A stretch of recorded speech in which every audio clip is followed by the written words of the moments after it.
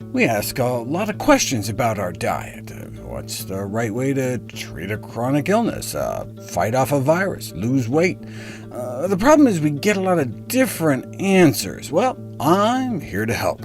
Welcome to the Nutrition Facts Podcast. I'm your host, Dr. Michael Greger.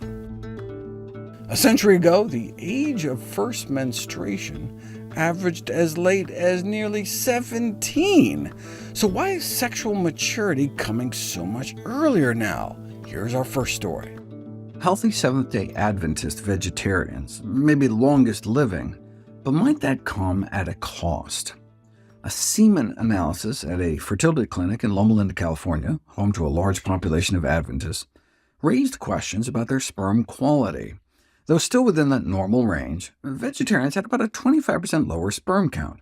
And the few vegans tested also had a lower sperm concentration, but they made up for that with their 30% greater ejaculate volume. The vegans did have significantly fewer activated sperm, though, which is a sign of decreased fertility.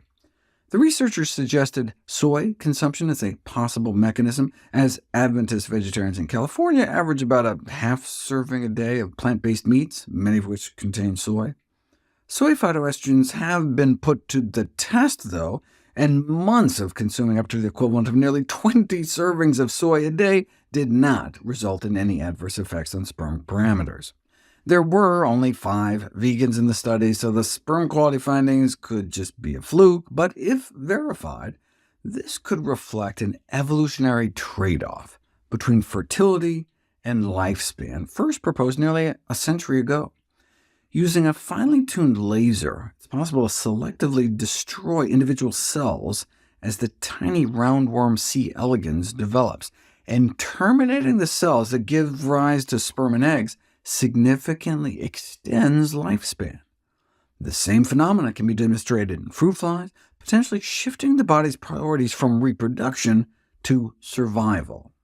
The fertility versus longevity trade-off may be one of the reasons why spaying and neutering our pets can extend their lives. Based on a study of millions of dogs and cats, sterilized dogs live about 20% longer than intact dogs, and spayed cats live about 40% longer, and neutered cats a remarkable 60% longer. What about men who've been castrated? Eunuchs seem to live 25% longer than non-castrated men. Up until the 1950s in the United States, the so-called feeble-minded were involuntarily sterilized by the state in a eugenics program upheld by none other than Oliver Wendell Holmes, who wrote for the majority on the Supreme Court, quote, "Society can prevent those who are manifestly unfit from continuing their kind. The principle that sustains compulsory vaccination is broad enough to cover cutting the fallopian tubes." Unquote. The heinous practice of compulsory sterilization did allow for a natural experiment, though, and one mental institution found that castrated men lived about 14 years longer than intact men in the same hospital. A genealogy database of nearly 200,000 men and women across 3 centuries in 16 countries found that those who had fewer children seemed to live longer.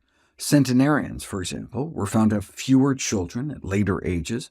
This is not to suggest that having fewer children will make you live longer, but rather that constitutional factors that enhance human lifespan may come at the expense of reduced reproductive potential, another example of the antagonistic pleiotropy theory I talked about before.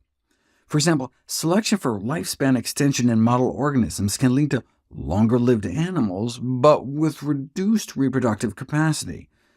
It makes intuitive sense when you consider the context of food scarcity. In lean times, it makes sense to put off reproduction until the return of more favorable conditions to ensure long-term survival. In the infamous Minnesota starvation study that used conscientious objectors as guinea pigs during World War II, the study subjects rapidly lost their libidos after their calorie intake was cut in half. As one of them put it, "I have no more sexual feeling than a sick oyster." The same calorie restriction that extends the lives of animals can also cause a reduction in the number of progeny. If you read my book, How Not to Age, you'll be familiar with the nutrient-sensing aging pathways, IGF-1, mTOR, AMPK, that create kind of a seesaw between tissue acceleration and reproduction on one side, and tissue preservation and rejuvenation on the other. Thankfully, we can shift the weight to a more optimal balance with diet. The later girls start their periods, the longer they tend to live. Each year later is associated with a significantly lower risk of dying from heart disease and stroke, plateauing out with the lowest overall mortality among those who don't start menstruating until age 15. Isn't 15 a little late? It didn't used to be. A century ago, the age of first menstruation averaged as late as nearly 17. Similarly, the age of breast development has dropped an average of about 3 months per decade over the last half-century around the world, down to 9 or 10 years old in the United States, necessitating a change in textbook definitions of quote-unquote premature puberty. Earlier breast development, before age 10 versus 12 or 13, is associated with as much as 23% greater breast cancer risk later in life, and each year later a girl starts to menstruate is linked to significantly lower risk of cancers of the uterus, liver, skin, bladder, colon, lung, and breast. Thankfully, the age of puberty is something over which we have a degree of control. Higher levels of IGF-1 are associated with earlier sexual maturity, so it's no surprise that girls eating more animal protein experience puberty significantly earlier, an effect not seen with protein from plants. A meta-analysis of 16 studies on diet and development found that one's first period appears to start earlier by 2 months for each additional 1 gram per day of animal protein intake in childhood. So, for example, at 7 years old, girls consuming more than 12 servings of meat a week had 75% greater odds of menstruating within the next 5 years or so, compared to girls at that age eating less than 4 servings a week. And this relationship was seen for both red meat and poultry consumption. IGF-1 and other aging pathways may not fully explain these findings, however, as persistent pollutants that build up in meat, like DDT, have also been linked to precocious puberty. In our last story, we look at how the early onset of puberty in girls may be due to endocrine-disrupting chemical pollutants in the meat supply. Early onset of puberty is considered a risk factor for a number of diseases in adulthood, including hormone-related cancers, a shorter lifespan, metabolic syndrome, and cardiovascular disease. The conventional thinking has been that the reason the age of puberty has been getting earlier and earlier is because our children have been getting fatter and fatter. Well, our kids have been getting heavier, especially in the United States. We're number one. But while the age of a girl's first period has been dropping in the US and Asia, in Europe, despite their kids getting heavier too, there hasn't been a steady decline in puberty onset. So maybe it's less about how much kids are eating and more about what they're eating. The most consistent link between diet and premature puberty has been animal protein consumption. For example, every gram of daily animal protein intake, that's the weight of a paperclip, has been associated with about a 17% increase in the risk of girls starting their periods earlier than age 12. Why this link between animal protein and premature puberty? Well, we know meat increases the levels of the growth hormone IGF-1, and that alone is associated with early onset puberty. But maybe animal protein is just a proxy for the endocrine-disrupting chemicals that build up the food chain in animal products. Recent reports have found significant associations between exposure to environmental pollutants and sexual maturation. This was done over in Europe. In the US, a similar relationship was found with the flame retardant chemicals, for example, which are found mostly in poultry and fish, unless you're eating cat food. Over the last 3 decades, human exposure to these levels of industrial pollutants in the U.S. have increased from virtually non-existent to almost everyone carrying them around now.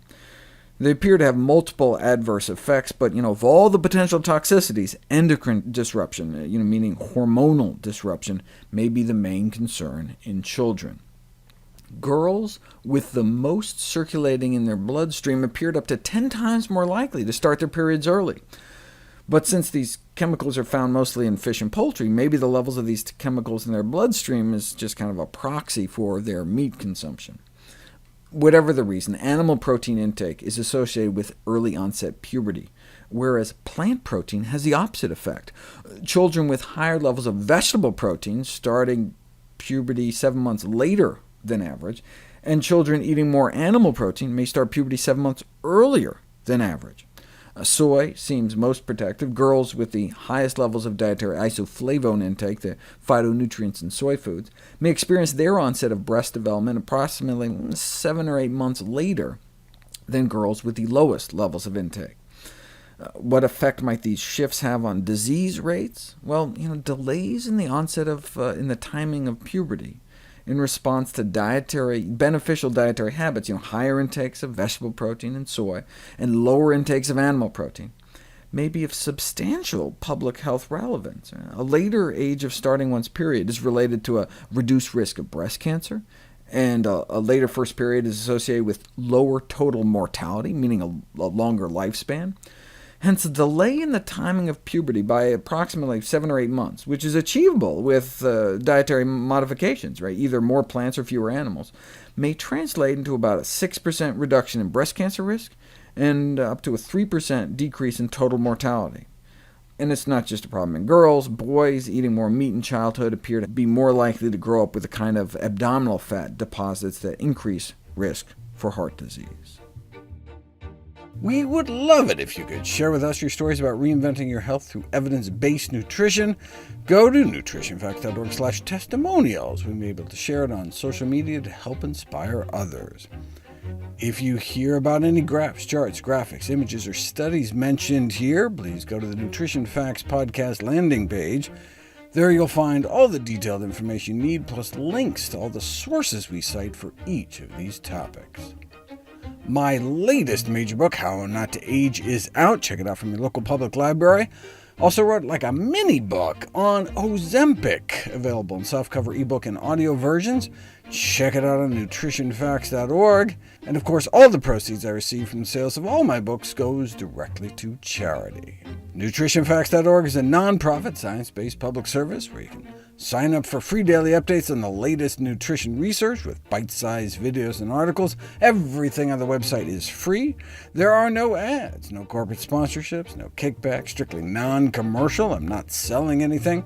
I just put it up as a public service, as a labor of love, as a tribute to my grandmother, whose own life was saved with evidence-based nutrition.